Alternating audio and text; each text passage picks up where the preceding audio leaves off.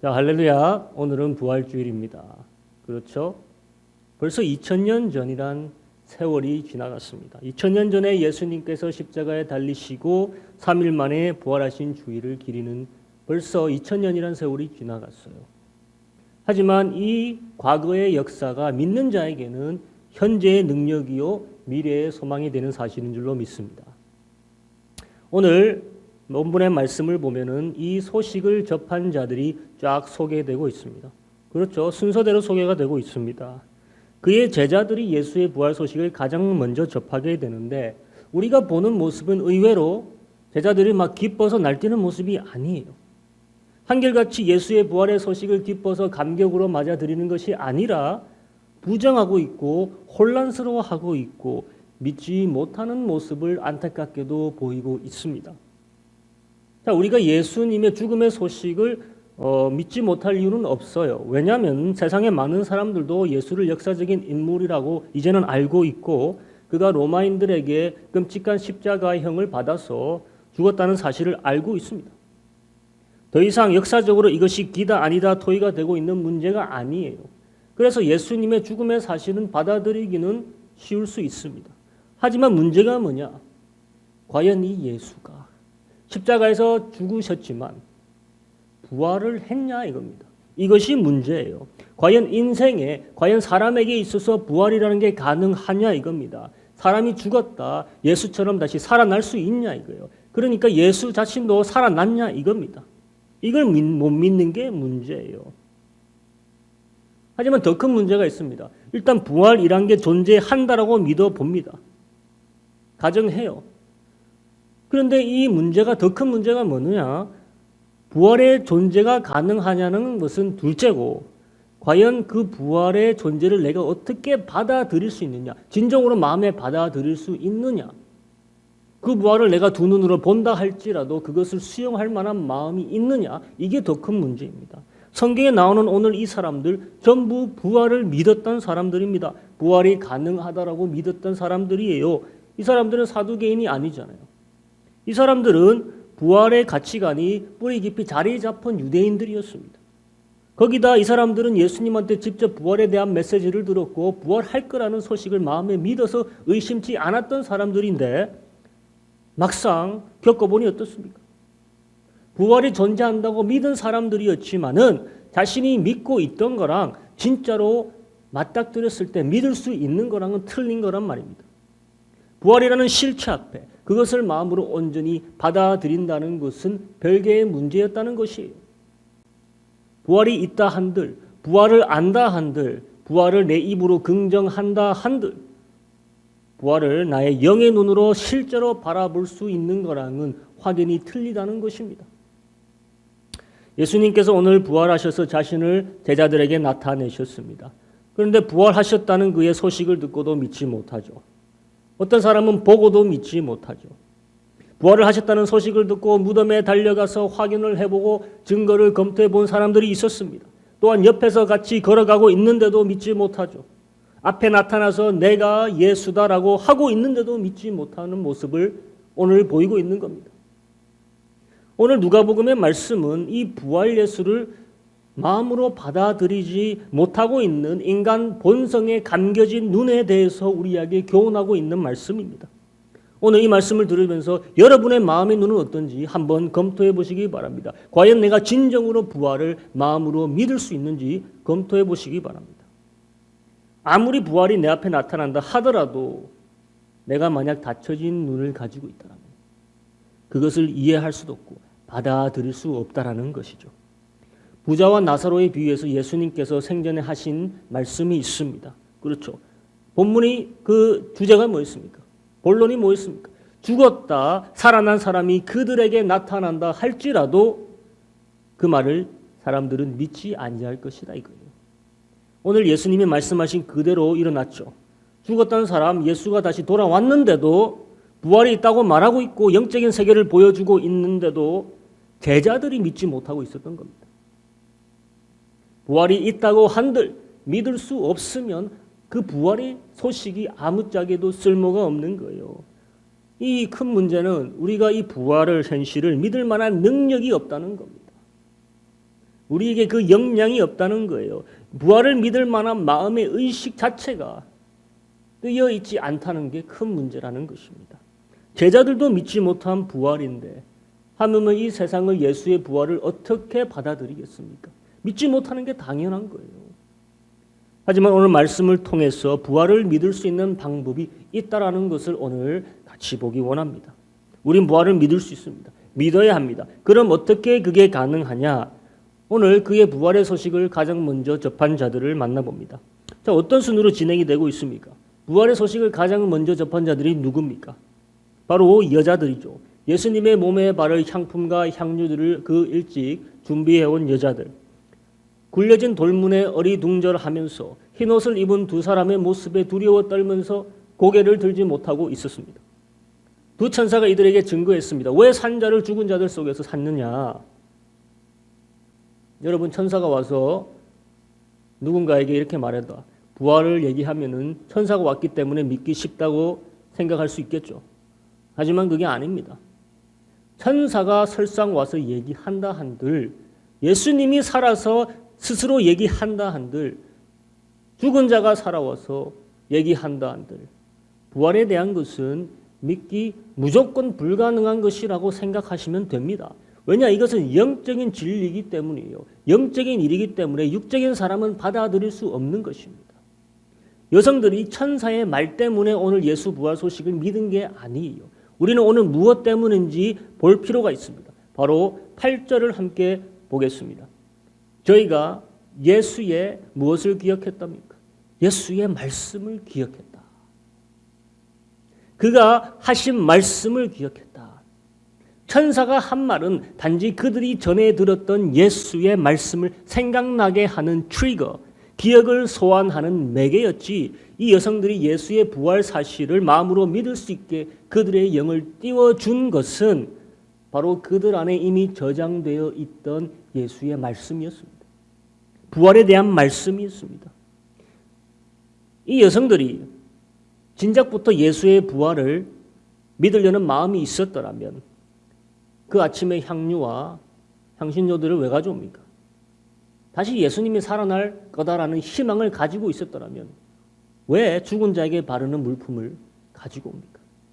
이미 불가능하다고 그렇게 말씀을 들었었음에도 불구하고 그들의 의식 체계가 부활을 이미 부정하고 있게 만들어져 있었다는 겁니다. 썩어가는 육체를 기대하고 예수를 만나러 온 겁니다. 부활하신 예수를 만나러 온 게 아니라 썩어가는 예수를 만나려고 왔던 거예요. 그런데 이 여성들은 천사의 이 말을 힘입어서 기억이 나기 시작했던 거예요. 예수님이 살아생전 부활에 하시던 말씀이 기폭장치가 되어서 그들의 꽁꽁 닫혀져 있던 영의 의식을 뚫어버리는 작용을 했다는 겁니다. 이 무슨 말이냐? 말씀이 내 안에 쌓여 있으면 언젠가는 그것이 폭발할 수 있다는 겁니다. 이제 천사들의 증거를 통해서 말씀이 생각나고 말씀으로 인해 영안이 띄어서 예수의 부활을 받아들이게 되니 어디로 향합니까? 이 전하로 가야죠. 이 소식을 믿어야 되는 제자들한테 전하로 달려갑니다. 얼마나 기뻤겠습니까? 가서 막 열심으로 전했겠죠. 천사를 만난 것을 얘기했겠죠. 생전에 예수님께서 자기들에게 말씀하셨던 부활의 메시지를 제자들에게 낱낱이 또 얘기했겠죠. 있는 것 없는 것 다 더해 붙여서 제자들을 설득하려고 예수가 살아나셨다는 것을 얘기하려고. 그런데 제자들의 반응이 어떻습니까? 시큰둥한 거예요. 9절 뭐라고 합니까? 무덤에서 돌아가 이 모든 것을 11 사도와 모든 다른 이에게 고하니, 그렇게 했죠. 부활의 기쁨의 소식을 가지고 누구보다도 예수의 말씀을 가까운 데서 들었던 제자들에게 찾아가서 부활하셨다, 그가 말씀하신 대로 부활하셨다 했는데 제자들의 반응이 어떻습니까? 시큰둥한 거예요. 11절 봅니다.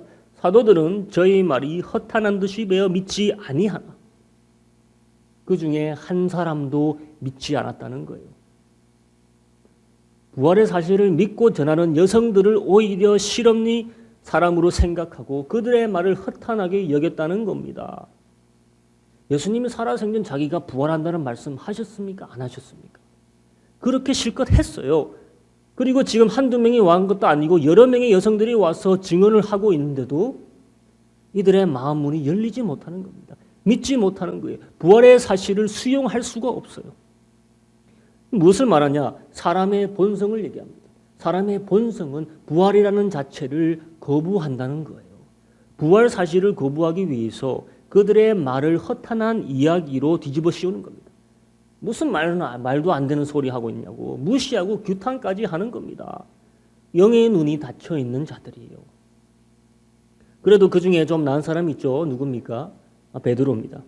베드로는 뭐랍니까? 다음 구절 보면 알 수 있습니다. 12절 베드로는 일어나 무덤에 달려가서 굽부려 들여다보니 세마포만 보이는지라 그 된 일을 기이 여기며 집으로 돌아가니라. 그래도 베드로는 여성들의 말을 듣고 확인하러는 갑니다. 그냥 가는 것도 아니라 달려가는 것을 볼 때 그만큼 여성의 말, 곧 예수가 부활했다는 말, 그 소식을 어느 정도 믿고 싶은 기대로 갔던 것 같아요. 달려갔으니까 사실이기를 바랬던 것 같습니다. 그리고 확인했죠. 모든 것이 여성들이 말한 그대로였어요. 모든 증거를 확인하고 여성들의 증언이 사실임을 확인합니다. 그런데 결과는 뭡니까? 그 말을, 그 된 일을 그저 기이히 여기며 집으로 돌아가니라. 믿었다는 말입니까? 아닙니까? 안 믿었다는 거예요. 못 믿겠다는 거예요. 부활의 사실이 여전히 내 것이 됐다는 말이 아닙니다. 여전히 부활은 그와 상관없는 일이라는 말입니다. 제자들 중에 그나마 영성이 있다고 하는 자 베드로, 제자들 중에 그나마 깨어 있다고 하는 자 베드로, 그 사람이 이 모양인데 보통 사람들이 예수의 부활을 믿을 수 있겠느냐 이거예요. 못 믿겠죠. 빈 무덤을 보여줘도, 빈 세마포를 보여줘도, 천사의 말과 현장에 있던 여성들의 증언을 보여줘도 부활의 사실은 내 것이 절대 되지 않습니다. 보려고 해도 보이지 않습니다. 이게 우리의 원래 상태라는 말이에요. 이 모든 것을 예수님께서 배후에서 보셨겠죠. 얼마나 답답했을까요? 그렇게 내가 실컷 가르치고 그렇게 내가 부활에 대해서 설명해줬고 왜 그렇게 되는지 말해줬는데 여전히 이해를 못하고 여전히 받아들일 수 없는 제자들을 보면서 가슴이 얼마나 답답하겠습니까? 실컷 부활이라는 놀라운 하나님의 역사를 이루어 놓는데 믿지 못하면 그거 아무 소용이 없는 거잖아요. 이제 예수님이 어떻게 하십니까? 직접 나서십니다. 믿게 해주시려고 나서십니다. 그게 오늘 본문이죠. 엠마오로 향하는 두 제자를 오늘 동행하게 되십니다. 3일째 되던 날이죠. 예수가 부활하신다고 하신 그날입니다. 이 두 제자, 예수의 12 중에 속하지 않은 제자들이죠. 하지만 예수와 분명히 가까웠던 제자들 같습니다. 이 사람들도 예수님이 3일째 되는 날 부활할 거다. 생전에 말했던 그 말씀을 알고 있는 사람들입니까? 모르는 사람들입니까? 알고 있었어요. 19절에서 14절 한번 같이 봅니다. 가라사대 무슨 일이뇨? 가로된 나사렛 예수의 일이니 그는 하나님과 모든 백성 앞에서 말과 일에 능하신 선지자연을 우리 대제사장들과 관원들이 사형 판결에 넘겨주어 십자가에 못 박았느니라. 우리는 이 사람이 이스라엘을 구속할 자라고 바랐노라. 이뿐 아니라 이 일이 된 지 사흘째요. 또한 우리 중에 어떤 여자들이 우리로 놀라게 하였으니 이는 저희가 새벽에 무덤에 갔다가 그의 시체는 보지 못하고 와서 그가 사르셨다 하는 천사들의 나타남을 보았다 함이라. 또 우리와 함께한 자 중에 두어 사람이 무덤에 가 과연 여자들의 말한 바와 같음을 보았으나 예수는 보지 못하였느니라. 여러분, 아이러니가 뭡니까? 이들이 하는 말은 예수가 살아났다는 소식은 자신들도 이제는 들어서 충분히 알고 있다라는 말을 하고 있는 것이죠. 그리고 예수가 평소에 하신 말씀이라는 것도 안다고 얘기하고 있는 것이죠. 베드로가 요한이 가서 증거도 입수했다는 거 자신들 안다는 겁니다. 이 모든 것이 예수의 부활 사실에 손가락을 가르치고 있습니다. 조금만 믿으면 되는 거예요. 그런데도 못 믿는 겁니다. 안 믿어지는 거예요. 그럼 어떻게 하면은 이렇게 눈이 가려져 있는 부활 사실을 이 사람들이 믿을 수가 있느냐? 그들의 말을 들어보면은 그들이 원하는 것이 믿을 수 있는 게 뭔지를 알려주고 있습니다. 24절 다시 봅니다.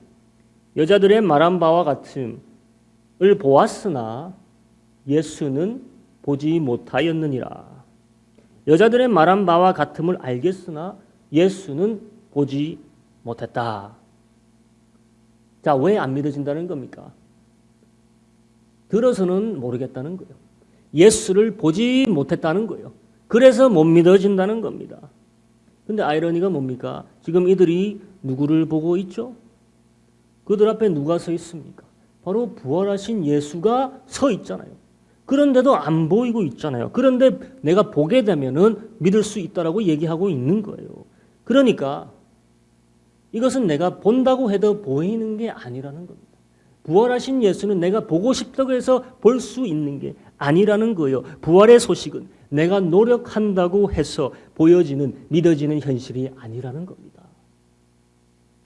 그 이유가 분명히 나오죠. 오늘 우리는 그 이유를 말씀을 통해 분명히 알 수가 있습니다. 15절, 16절에 나오고 있습니다. 저희가 서로 이야기하며 문의할 때 예수께서 가까이 이르러 저희와 동행하시나 저희의 뭐가 가리워져서? 눈이 가리워져서 그인 줄 알아보지 못하거늘. 자, 눈이 가리워져서 그인 줄 알아보지 못하거늘. 눈 때문이라는 겁니다. 보이지 않는 눈을 얘기하는 거겠죠. 근데 보이지 않는 눈은 이 육신의 눈을 얘기하는 것이 아니겠죠. 영적인 눈을 얘기하는 겁니다. 육신의 눈은 떠서 볼 수 있습니다. 하지만 부활 예수를 보지 못하는 그 눈은 내면에 있는 영적인 눈이라는 거예요. 예수를 앞에 두고도 보지 못하는 이 눈. 만약에 부활하신 예수가 아니라 죽기 전에 예수의 모습으로 오셨다면 그냥 보였을 겁니다. 하지만 부활하신 예수의 모습은 띄어진 영안이 아니면 볼 수 없는 영적인 모습입니다. 오늘 이들의 눈이 가리워진 이유가 뭐냐? 성경은 친절히도 우리에게 그 이유를 말해주고 있습니다. 헬라어 직역 성경을 보면 이렇게 말하고 있습니다. 24장 16절. 그들의 눈들이 슬픔에 붙잡혀 있어서. 그래서 안 보였다는 거예요. 이 해석이 10분 맞는 게 그 다음 절을 봅니다. 뭐라고 합니까? 두 사람이 슬픈 빛을 띠고 머물러 서더라.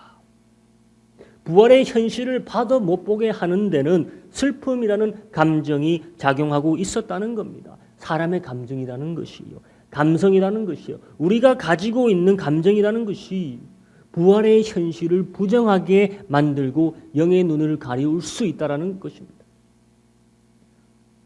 그렇죠. 어떤 사람은 부활 얘기를 하면은 화부터 내는 사람이 있습니다. 어떤 사람은 부활 얘기를 하면은 비인양거리고 조롱하는 사람이 있습니다. 어떤 사람은 부활 얘기를 하면은 놀래고 기겁을 합니다. 결론은 한 가지예요. 그런 일은 있을 수 없다라는 부정입니다. 그들의 이성도 작용하고 있지만은 더 깊은 곳으로 들여다 보면은 사실 이것은 감성의 문제입니다. 부활을 부정하게 만드는 것은 감성의 문제라는 것이에요. 왜 부활이 있으면 안 되는 감성에 우리가 빠지는 줄 아십니까? 모든 걸 다시 생각해야 됩니다. 만약 부활이 있다라면은 이것은 나의 모든 것을 다시 생각하게 하는 수고를 하게 만듭니다. 다시 내가 살아온 모든 것들을 정리해야 하는 대혼란에 빠뜨리게 하는 사실이라는 말이에요. 내가 최고라는 생각과 내가 내 삶의 주인이라고 생각하고 내 방식대로 살면 된다고 생각했는데 부활이라는 게 있다면은 부활이라는 사실이 있다면은 이 모든 것을 송두리째 흔들어 버리는 거거든요. 이것을 필사적으로 거부하면서 생기는 감정이 나를 부활의 사실에 눈멀게 하는 것입니다. 무조건 싫은 겁니다. 자신들의 감성에 갇혀서 영의 눈을 뜨지 못하는 이 제자들을 오늘 주님이 어떻게 고치시는지 함께 보기 원합니다. 25절 먼저 예수님은 그들을 꾸짖으십니다. 가라사대 미련하고 선지자들의 말한 모든 것을 마음에 더디 믿는 자들이요. 심히 꾸짖으시는 말투는 아닌 것 같지만은 그렇다고 안 꾸짖으시는 것도 아니에요. 그들의 영적 상태를 분명히 지적하십니다. 뭐라고요? 이 미련한 자들아. 부활을 믿지 못하는 이들을 보고 미련한 자들이라 하고 있습니다. 근데 그냥 부활을 못 믿어서 미련하다라고 하는 건 아니겠죠. 이미 말씀을 하셨는데 말씀하신 사실로 붙잡지 못하는 그것이 미련한 것이라고 얘기하는 것입니다. 이미 말씀하신 것들이 이루어졌는데도 그걸 수용할 수 없는 것이 미련한 것이다. 말을 안 했으면 모르는데 말을 했는데도 못 받아들이니까 미련한 것이라는 거예요. 먼저 이들을 꾸짖고 이들의 상태를 지적해 주시고 이제 그들의 영의 눈을 실질적으로 띄어주시는 작업을 시작하십니다. 어떻게 하는지 한번 보겠습니다. 그저 내가 그 예수다 이놈들아 짜잔 하고 보이시면 될 것 같은데 그렇게 해서 될 일이 아니기 때문에 그런 거예요. 그래서 예수는 어디로 갑니까? 어디로 향합니까? 그들을 데리고 엠마오로 내려가는 길이지만은 사실은 말씀으로 내려가고 있습니다. 그들과 함께 말씀의 여행을 걷기 시작했다. 다음 구절에 나오고 있죠. 27절. 이에 모세와 및 모든 선지자의 글로 시작하여 모든 성경에 쓴 바 자기에 관한 것을 자세히 설명하시니라. 이 엠마오로 가는 길의 중요성이 뭐냐? 바로 부활의 사실을 믿게 하기 위해서 제자들로 말씀의 길을 다시 한번 걷게 하신다는 겁니다. 그 의미예요. 사람의 증거도 믿지 못하죠. 실질적인 물질적 증거도 믿지 못하고 있습니다. 예수가 와서 보이는데도 믿지 못하죠. 이런 영적 봉사 상태, 닫혀진 영안을 띄울 수 있는 유일한 방법이 뭐라는 겁니까? 말씀의 길로 다시 걷게 한다는 겁니다. 그러니까 우리는 예수의 부활을 말씀에서 믿게 된다는 거예요. 이제 제자들이 한 집에 도착하여서 거기서 예수의 떡을 떼는 모습을 볼 때 어떤 놀라운 일이 생깁니까? 드디어 그 순간에 제자들의 영안이 띄어집니다. 기적이에요. 부활의 기적만큼 부활을 볼 수 있는 눈이 떠지는 것도 동일한 기적이라는 겁니다. 30절 31절 함께 봅니다. 저희와 함께 음식 잡수실 때 떡을 가지사 축사하시고 떼어 저희에게 주시매 저희 눈이 밝아져 그인 줄 알아보더니 예수는 저희에게 보이지 아니하시는지라. 드디어 예수가 보입니다. 드디어 부활 예수가 보였습니다. 아, 이분이 부활하신 예수님이었구나 라고 보이는 순간 예수님이 어디 있습니까? 사라지셨어요. 방금까지 계신 예수가 사라지셨어요. 이게 무슨 말이냐? 무슨 교훈이냐? 부활의 예수는 이 눈으로 확인하는 것이 아니라는 거예요. 어디서 본다는 것입니까? 마음의 눈으로 본다는 것입니다. 예수님은 자신의 부활의 사실을 제자들이 마음의 눈으로 믿기를 바랬던 것이고 드디어 그들의 마음의 눈을 트게 하시고는 사라지시는 겁니다. 육신의 눈으로 더 이상 볼 필요가 없기 때문에 사라지시는 거예요. 애석한 게 뭐냐? 이 두 제자들 예수를 보지 않고 천사의 증거만으로 믿었던 여자들보다도 믿음이 못한 겁니다.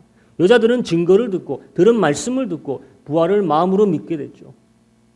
이 두 제자들은 예수가 와서 자신을 보이고 그렇게 시간과 공을 들여서 말씀을 설명해주고 나서야 이제 예수가 보이기 시작한 겁니다.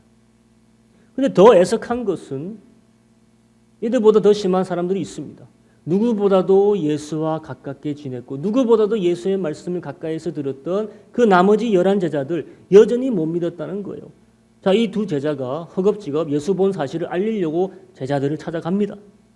그리고 그들을 만나서 부활 예수를 막 말하기 시작해요. 오늘 우리가 봤다. 그 어디서 비슷한 장면이 떠오르죠. 여성들이 한 일을 동일하게 이 제자들도 하는 겁니다. 자신들이 체험한 부활 예수 전합니다. 하지만 받아들이는 자들의 반응이 어떻습니까? 그때나 지금이나 동일하죠. 못 믿는 것입니다. 그때 마침내 예수님이 모두에게 등장하시는 겁니다. 24장 36절 이 말을 할 때 예수께서 친히 그 가운데 서서 가라사대 너희에게 평강이 있을지어다 하시니 이제 드디어 베일에 쌓여 살아나셨다는 소문만 무성했던 예수님이 공개적으로 모두에게 나타나십니다. 이제는 공개적으로 나타나셨으니까 제자들이 믿겠지. 이제는 예수님이 직접 찾아오셨으니까 모두에게 공개적으로 자신을 나타내시니까 그 누구라도 믿겠지. 근데 그게 아니에요. 한번 봅니다. 24장 40절. 이 말씀을 하시고 손과 발을 보이시나 저희가 너무 기쁨으로 오히려 믿지 못하고. 자, 손과 발을 왜 보이십니까?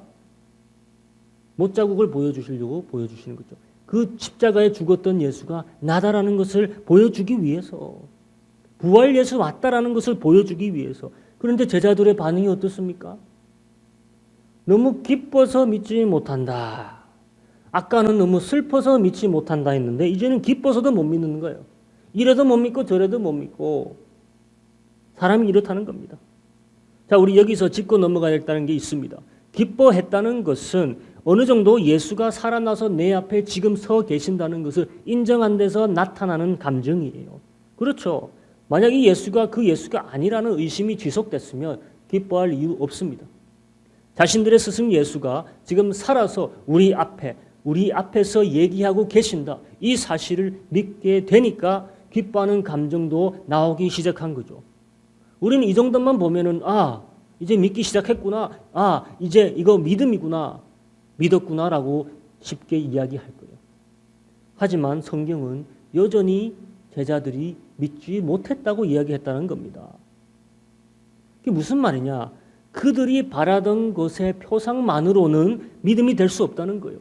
진정으로 예수 부활 예수를 100% 지금 보고 있는 게 아니라는 겁니다. 여러분 이 얘기 아시는지 압니다. 예수가 살아생전 사역하실 때 한 소경의 눈을 띄운 사실이 있습니다. 여러 명을 띄웠지만 한 번은 이 소경의 눈을 떴는데 한 번에 온전해지지 않았습니다. 손을 대고 안수했지만은 그가 본 것은 희미하게 걸어다니는 나무 같은 것을 봤다라고 합니다. 그러니까 애매한 상태에서 애매한 상태까지 눈이 떠였던 것이에요. 지금 제자들이 바로 그겁니다. 애매한 상태까지만 눈이 뜨인 겁니다. 부활 예수를 온전히 바라보지는 못하고 애매하게 받아들이고 있는 것이에요. 예수가 나타나서 자신의 육체를 보게 하고 자신의 육체를 만지게 한들 부활 예수를 온전히 믿을 수 있는 게 아니라는 겁니다. 100%다 믿어지는 게 아니라는 거예요. 그래서 우리 예수님이 뭐 하십니까? 또다시 이들을 완전하게 믿게 하기 위해서 방법을 쓰십니다. 똑같은 해결책이죠. 똑같은 방법. 엠마오에 가는 제자들에게 하신 그 방법을 동일하게 쓰십니다. 이번에 좀 더 강하게 쓰시죠. 엠마오로 가는 제자들에게 떡을 떼시는 모습을 보여줬다면 이번에는 아예 먹고 마시는 모습을 보여주십니다. 41절 여기 무슨 먹을 것이 있느냐 하시니 이에 구운 생선 한 토막을 들이매 받으사 그 앞에서 잡수시더라. 아니 예수님이 부활하시고 왜 배가 고프다고 제자들 앞에서 굳이 먹는 모습을 보여주시겠습니까? 천국 왔다 갔다 다녀오신다고 너무 먼 길이라서 배가 고파서 먹고 있는 거 보는 그런 거 아니겠잖아요. 무슨 말이냐? 이 먹는 모습을 통해서 제자들에게 뭔가 소통하고 계시다는 겁니다. 제자들에게 살아나신 예수의 모습과 그들의 생에 같이 보냈던 모습이 교차되도록 지금 그것을 보여주시는 겁니다. 하지만 더 중요한 것은 이제 예수님이 딱 먹고 나니까 본론으로 들어가시는 거예요. 이들의 영안을 100% 튀어지게 할 본론으로 들어가시는데 그게 뭡니까? 다시 말씀으로 그들을 초청하십니다. 24장 44절 45절 또 이르시되 내가 너희와 함께 있을 때 너희에게 말한 바 곧 모세의 율법과 선지자의 글과 시편의 나를 가리켜 기록된 모든 것이 이루어지리라 하리라 한 말이 이것이라 하시고 이에 저희 마음을 열어 성경을 깨닫게 하시고 저희 마음을 열어 성경을 깨닫게 하시고 지금 예수님이 자기들 앞에 있음에도 불구하고 자신을 온전히 믿게 하기 위해서 그들을 어디로 데려가십니까? 말씀으로 데려가셨다는 거예요. 말씀의 증거의 힘을 빌려서 그들을 이해시키는 것입니다. 부활 예수의 모습은 사람이 받아들일 수 없는 현실입니다. 그렇기에 우리가 이해할 수 있고 우리가 소화해낼 수 있는 영적 음식, 말씀을 먹이는 겁니다. 어떻게 먹이셨냐도 굉장히 중요합니다. 45절 다시 헬라어 직역본으로 봅니다. 그때 예수께서 그들의 의식을 완전히 열어 성경을 이해하게 하신 즉 깨달으니라.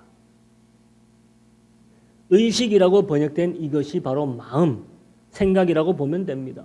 영적 눈이라고 보면 되는 거예요. 영안이죠. 부분적으로 열리기 시작한 그들의 마음의 문을 완전히 열게 하기 위해서 예수님께서는 뭘 사용하셨다는 거예요? 성경을 깨닫게 하셨다는 겁니다. 마음의 문을 열어 성경을 깨닫게 하시고 성경을 깨달으면서 마음의 윤이 동시에 더 열리게 되는 동시 상호작용을 하면서 일어나는 일이었다는 겁니다. 자, 이게 예수님이었기에 가능한 작업이었냐? 그건 아니에요. 예수님만이 하실 수 있는 일이었다면 그렇게 이미 능력이 많으셨다면 그냥 믿게 하시면 되지. 왜 굳이 말씀을 통해서 믿게 하시는 겁니까? 이것은 모두에게 적용이 되는 상황이라는 것입니다. 부활을 믿지 못하는 인간 본성을 깨트리고 어두워진 영 안에 진리의 광명이 비추는 작업은 초자연적이지만은 우리도 할 수 있는 일이기에 이렇게 보여주시는 겁니다. 말씀을 깨닫게 하시고 이해하게 하는 일, 이 일을 통하여서 부활 예수가 믿어진다는 것이에요. 우리가 성경책을 펴고 예수의 부활을 이해시키려고 하는 모든 말씀의 노력에 사람의 잠겼던 의식이 열린다는 겁니다. 부활 예수가 도와주실 거라는 거예요. 중요한 것은 이 방법을 따르느냐 안 따르느냐 이것입니다. 말씀의 증거를 가지고 사람의 닫혀진 마음의 문을 두드리는 겁니다. 두드리라 그러면 열리리라. 말씀으로 두드린다는 거예요.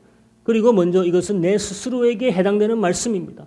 부활의 말씀에 온전히 오늘 우리의 눈이 열려 있는지 확인해 볼 필요가 있습니다. 내가 그저 부활이라는 사실을 믿기 원했기에 그저 기쁨으로 받아들였다면은 부분적으로만 지금 부활 예수를 보는 것일 수도 있다라는 겁니다. 성경 전체의 증거, 말씀의 근본 바탕에서 예수의 부활을 보는 것이랑은 차이가 있다라는 것이에요. 이제 결론 내려봅니다. 오늘 부활 예수를 우리가 다 믿었다고 생각하는 데서 그치지 말자 이거예요. 말씀의 배경 없이 예수의 부활을 믿는 것은 온전하게 믿는 것이 아닐 수 있다라는 것입니다. 어떤 물증과 누군가의 증거로 인해 부활을 믿는다는 것도 불충분할 수 있다라는 것이요. 왜 굳이 예수께서 나타나셔서 말씀을 일일이 풀어주는 수고를 하십니까? 그만큼 말씀만큼 부활의 증거가 없기 때문이라는 것입니다.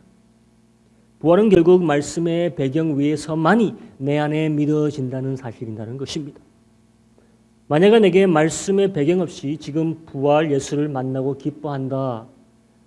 그러면 정말 내가 믿음이 크든지 아니면 실체 없이 바탕 없이 근본 뼈대 기초 없이 부활 예수를 표면적으로만 아는 것일 수 있다라는 무서운 결론에 도달하게 되는 거예요.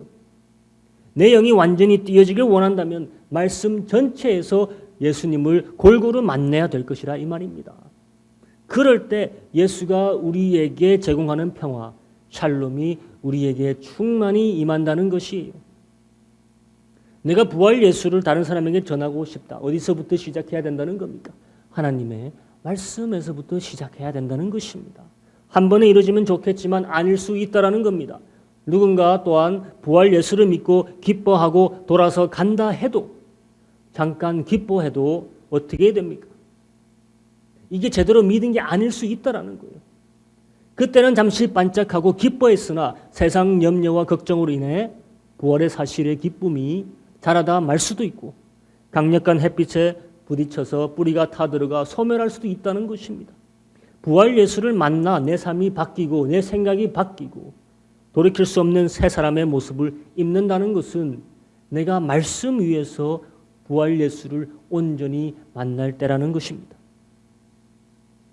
부활 예수의 사실, 세상에서 이것보다 사람에게 참 자유를 주고 희망과 소망이 되는 스토리는 없습니다.